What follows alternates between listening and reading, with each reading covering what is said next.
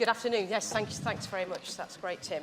Well, hello, and welcome also to my panel, who you'll be hearing from in a moment or two. I'm going to do something that I haven't actually prepared, so I hope you're going to engage with me and not leave me sat here like a bit of a lemon. But given this conference is all about, future talent, and as you'll hear in a moment, we've certainly got examples of future talent and reinvention sat with me here on the stage. I just wanted to sort of get a sense of where people are when it comes to the apprenticeship agenda. So how many of you, can put your hands up, how many of you at the moment are actively engaged in recruiting apprenticeships or have apprenticeships in your workforce? And there's about 750 in the room, so great. Well, okay, I think we're certainly well over half. Okay, put your hands down. Second question, thank you, is would you put your hands up if you are actively engaging or working with apprentices who are, say, older adult apprenticeships, let's say over the age of 35? Hands back up. Yeah, as I expected, the numbers come dramatically down. That's interesting. We'll probably come back to that, won't we, June and Jed, in a moment. So I've got the privilege of being here with this panel, and really in many respects we're going to take a number of the insights and themes that have been running through all of this morning, but particularly interesting what Emma has just been saying and sharing with us about the scary or exciting 100-year life. Some of us might make it, some of us may not, but nonetheless. And of course, the most important thing about that, and the reason it's serious in this room today, is it's about how do we plan? How do we plan for that 100-year life? How are you thinking about it already for your workforce planning? Because what's clear is that we do all need to keep learning. We do need to keep reinventing ourselves if we're going to be successful in our 100 years' lives. And of course, maybe even for affordability reasons. And I'm sure our panel shortly are going to provide you with some wonderful insights as to why that is an investment worth making. It's no longer, as we just heard from Emma, the fact that we're going to get educated, get a career or two, and then retire knackered. And ultimately, the inevitable will happen. That's not going to happen anymore. We need to rethink. We need to reshape our careers. We need to be responsible for that as much as our employers need to be responsible for that. And of course, careers are no longer going to be single careers. They're going to be portfolio careers. And there is going to have to be a level of reinvention in doing that. And of course, the other theme from today has been about harnessing diversity. And I think straight away, you'll see that there is some diversity on this panel. Because diversity across generations is a great way to grow and develop talent, to gain different perspectives in the workplace. But of course, it can create cultural tensions, or can it create cultural opportunities? Does it help solve problems, or does it create conflicts? And again, we'll hear a little bit of some views from the panel on that. How do we as employers cope with embracing the cultural diversity of the 4 generations that we now have in the workplace today? The grandparent potentially working with or competing with the grandchild for the job. And again, I'm hoping this panel will share some of their perspectives. This morning, Deborah talked about the tribes and how we operate in them and how we belong to our tribes. And it made me think about the opportunities and challenges that exist around the various digital tribes that we tend to associate with now in the workplaces today. So the Gen X CEO or the Gen X HRD that's in this room today, that means you're probably between 38 and 52, if you didn't know that. Or even the baby boomers, aged between 53 and 72, and I think we've probably got a few of those in here as well. BA, well done, exactly, and we want more. And of course, when we think about the opportunities with this sort of cultural diversity, to think about maybe this Gen X, this digital immigrant, being reverse mentored by a Gen Y. So I'm sure, again, that's a theme that Jed's going to pick up on. And of course, now we've got the Gen Z coming through, the up to age 22s, known as the technoholics. I don't know whether, again, that's going to, oh, there we go. I have a technoholic sat next to me. So, but seriously, how can we as employers start to maximise on this sort of 100-year planning melt pot of richness and experience and diversity, so that we can combine all of these tribes together in the workplace and benefit from that cultural richness? And in fact, some research that we did very recently at Sitting Girls Group, which we deliberately did amongst older and younger workers, showed that the vast majority, in fact over 2/3, preferred working with different age groups. What they did want, however, though, was training in order to be able to manage that effectively. So it's clear that's a theme. So I think we should probably, not in any age order, start to introduce the panel, and we'll get on with the conversation. So turning first to June Evans, the theme of June's career has been reinvention. In fact, in June's words, when she left school in the 70s, women were either expected to be a secretary or a shop assistant. Shocking, really, if you think about it. Starting as a secretary, June then worked her way up in a cryogenics company, leaving to have children before reinventing herself with a career at British Gas, where she became EBOSH qualified. Life again intervened, and June took early retirement to care for her mother. And with that, she then re-entered the workplace. She's now taking an HR apprenticeship at Marston's and has no intention of stopping and working and reinventing anytime soon. So please welcome June, and we'll come back to June in a moment.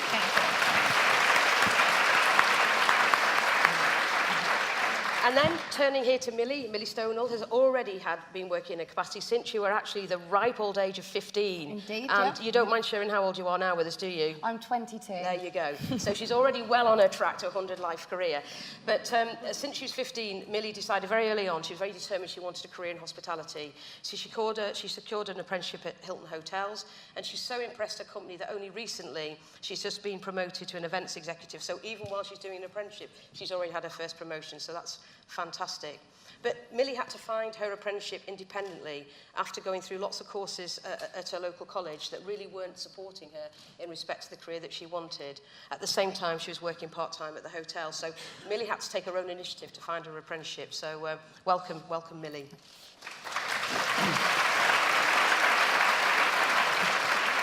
And now to Jed. Jed's got an enormous amount of people skills experience that he's obtained over a variety of careers. Again, another reinventor. Jed spent a long time, 25 years in the Royal Air Force. Then he moved to a career in IT, I think for over 10 years. And now he's moved into healthcare. So Royal Air Force, IT, and now into healthcare. And Jed is actually taking his first work-based degree at the age of, and I don't think he might be saying, 61. So a baby boomer taking his work-based degree.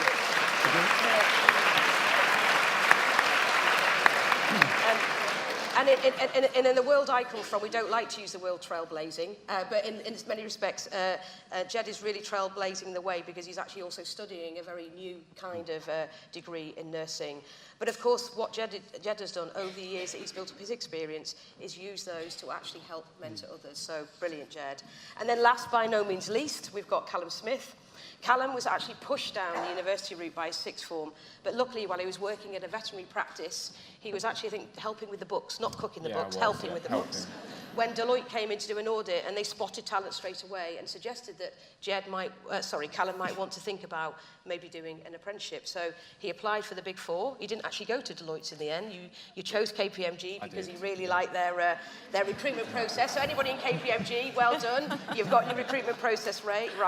And Callum is now studying his second year of his 6-year apprenticeship, at the end of which he'll achieve professional recognition as an accountant. So brilliant. And he's found his experience so far of working with people of all levels just incredibly valuable and important. So we've set the context, you've got the idea, the panel introduced.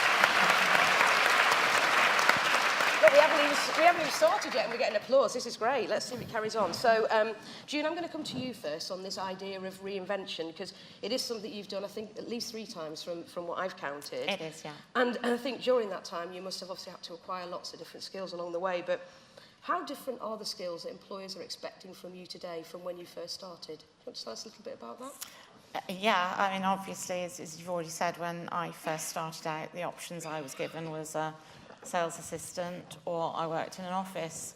I didn't need an awful lot of qualifications for either. I needed to either type or basic numeracy skills. So people weren't actually looking for an awful lot at that point in time. Today, there's so much opportunity out there for people who are entering the workplace. So obviously, employers are looking for a lot more skills. They're looking for problem solving, right. Technology experts. Can you use computers? Can you use all sorts of programs? And how have you found that? How have you managed to cope with that? Because clearly you're great at reinventing yourself, but has that been a really big challenge for you? Have you had lots of support from your employers? I have been really, really fortunate in the 2 companies, the 2 main companies that I've worked for, which is British Gas and Marston's, that they don't look at age, they look at you as a person. Yeah, the holistic you. Exactly. Are you willing to learn? Do you want to learn? Do you want to get on? And as long as the answer to those questions were yes, they would give you all the support that you needed. They had fantastic training programs, in-house training programs. Yep. So all of my skills have been obtained by working through the workplace. Has there been one skill that you have found really quite difficult, in later years versus what you had to have at the beginning of your career? Has there been anything that you've really looked at a younger person and thought, well, they just seem to do that so naturally, and I have to really work hard at that? Social media. Social media. Well, we'll come back to that. I was kind of priming you for that. I thought you might say that, and we'll come back to that in a minute. And Jed, what about you? Have you had similar experiences to June in that respect? Yes and no, I think. When I left school in 1973 with a mixture of O-levels and CSEs, again, I was expected to either go to university, which is very, very rare, or go to Polytechnic and do that route. So I joined the Air Force, and I was trained all the way through the Air Force. But now, I think it's more, or in those days it was more labour intensive. Yep. Nowadays it's more intelligence intensive and people intensive, yes. As regards to labour intensive. So the skill sets had to change, but I think the Air Force taught me that, Yep. to adapt and adapt and adapt.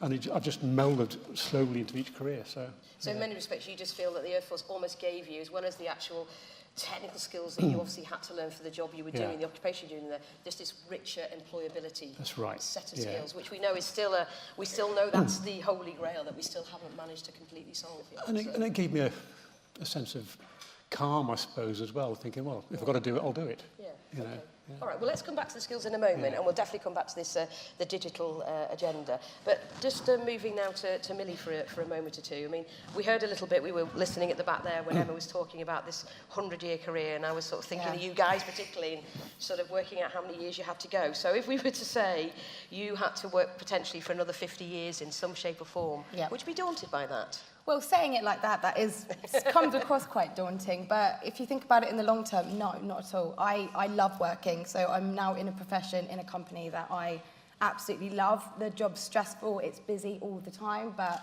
I love it. And also, as we previously said, the amount of opportunity that's out there, you don't have to stay in the same field. So I could potentially move into medicine in the next 5 years and then pursue that career, and then I could potentially look at doing another one. So the possibilities are endless.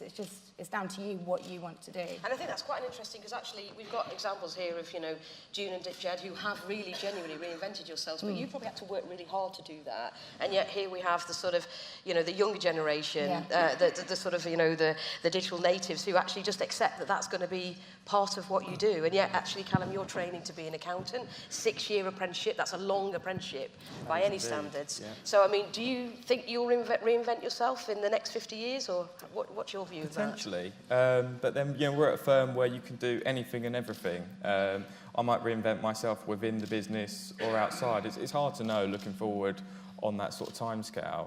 But, if you've got a business that will help you sort of do different things, try different things, and prevent you from getting bored, essentially, I think that's really what you need to be doing in this sort of time. And just tell us, Callum, actually, while we're with you, a little bit more about your experience of trying to even, because obviously, you are studying to be an accountant, you've chosen the apprenticeship route, you're working with KPMG, so great, but it was quite difficult, wasn't it, for you to actually take that route, not because you didn't want to, but because almost the education system almost tried to get in the way of you doing that. Do you just want to tell employers a little bit about that? And I think it always comes back to the argument that schools don't do enough. And obviously that's a big statement to say, and each school is individual, and they have different resources available. But the best way is really that businesses can do more. And I think the best way for them to do that is social media, which I think you're going to bring up, and sending people from your business to the schools that they came from. Yeah. Give them the chance to talk about their journey. And that really has two big benefits, which is, it sort of tells the story to the school about what's out there for pupils, but also it gives a business a chance to attract really strong talent. Yeah. And Millie, what was your experience of that in terms of, I know obviously you were at college, you were looking for courses, it didn't work for you, so in the end you took the initiative yourself. But, I mean, what's your view of Callum's experiences? Would you echo that? And you'd like to see more employers engaged earlier on with you at school, maybe when you were 14, talking about apprenticeships? Yeah, I would agree, because we obviously did have people come to the school and explain about the benefits of the apprenticeship, but it just didn't seem right for me. And when I was in school, apprenticeships seemed like almost lower class in comparison to getting your GCSEs, then going to college. So I think that was kind of a lot of pressure on it as well. So I went to college. I was going to go to university to do dance. Then I decided that I was going to pursue the hospitality sector. And I haven't looked back since. Yeah, so. well, and dance, given we know this 100-year, you might be doing dance in between. You never know, so you there we never go. know. But I mean, we did this sort of live poll a moment ago, and we saw, probably well over half hands go up for people who are engaged in apprenticeship now, but it dropped right down to a handful when we talked about the older adult apprenticeship, and I hope you don't mind me putting that definition on, and obviously both of you in different ways represent that. I mean, how do you feel about that, June, and what is it employers are potentially missing out by not engaging with people like you to be an adult apprenticeship in their workplace? Well, I think they're missing out on a huge pool talent out there, really. Just because we're old doesn't mean to say that we haven't got loads of experience. Absolutely. We've got lots of life experience as well. I was very fortunate that my company had the faith in me for me to be able to take a CIPD apprenticeship at the age of 60. Because I've got no intentions of retiring at 65. No. I love work. All the way to 100. Exactly. Yeah. So yeah, there's a lot of people of my age out there that have still so much to offer. And then when we think about the issue, the reskilling issue, and all the things we talk about today, and the amount of roles that we still don't even know are invented, what a great opportunity to start thinking about retraining people for those roles as they become invented. And Jed, I know you play a big role in sort of mentoring some of the younger people as well, don't you? In my case, there's 32 people in my cohort, and I'm definitely the oldest, and they range from about 23 to 60-ish. And they treat me like the granddad of the course. It's quite nice. And they'll come up and say, Jed, you've done this before, or you've seen that, and whatever. I mean, I've seen a lifetime of things in the military. I've seen things I wouldn't want people to see. I've done things I wouldn't want people to know I've done.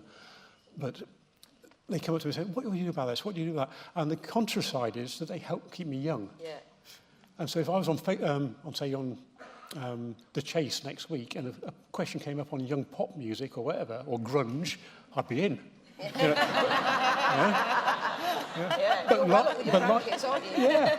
But so it works both ways. The elderly have got an awful lot to offer in life experience and skills and way of dealing with people, which the younger people haven't been taught at school, but they have to pick it up somehow. And that's a brilliant lead into sort of my next sort of theme, really. And I think everything today has been about the people, the engagement with people.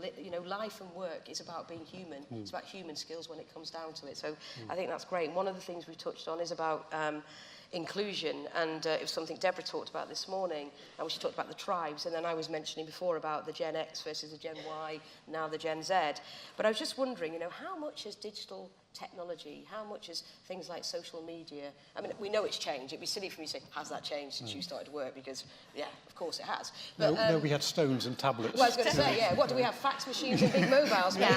That was about it, wasn't it? Yeah, exactly. 2 hands to go. But, I mean, how have you coped with that? Because, I know you said social media was one of your challenges, but, you've just given a good example where I think you're implying that the younger people in your cohort are helping you. Yeah. So that's sort of reverse mentoring, is that? I mean, the old days of nursing, when you did all the observations on paper, that's gone. It's all done onto little tablets now, and it goes off to a central system, and if a patient's really poorly, it rings another nurse and says, you've got to go and look at this, a senior nurse.